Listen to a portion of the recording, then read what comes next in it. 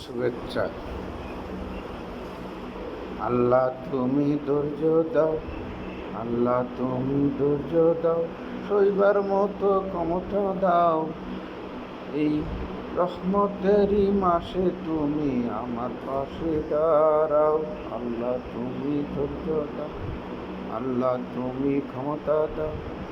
এই রহমতেরই মাসে তুমি আমার পাশে দাঁড়াও। আল্লাহর নিয়ামত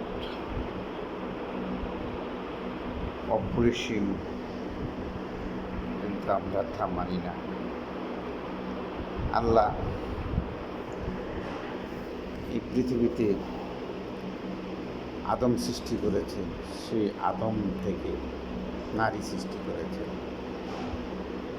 আদমকে সঙ্গী হিসেবে, আদমকে শান্তি ও সুখ দেওয়ার জন্য। কেমন সৃষ্টি আল্লাহর, কল্পনা করুন। তাকে মাথার হাড় দিয়ে সৃষ্টি করা হয়নি যাতে পুরুষের উপর রাজত্ব করবে। তাকে পায়ের হাড় দিয়েও সৃষ্টি করা হয়নি যে পুরুষ তাকে অবজ্ঞা করবে। তাকে সৃষ্টি করা হয়েছে পুরুষের বাম পাঁজরের হাড় দিয়ে, যাতে সে বুকের মধ্যে আগলে রাখে। আল্লাহর কি অসীম দয়া, ক্ষমতা!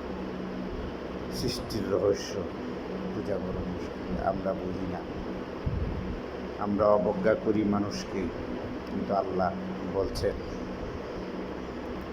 সৃষ্টির শ্রেষ্ঠ জীব হিসেবে আমি তোমাদেরকে সৃষ্টি করেছি। তোমরা একে অপরকে ধরে রাখবে, একে অপরকে ভালোবাসবে যদি আমাকে পেতে চাও। সৃষ্টি জগৎকে ভালোবাসবে। সৃষ্টির মুখে লাথি দিয়ে ইবাদত করলে সেই ইবাদতও কবুল হবে না আল্লাহর দরবারে।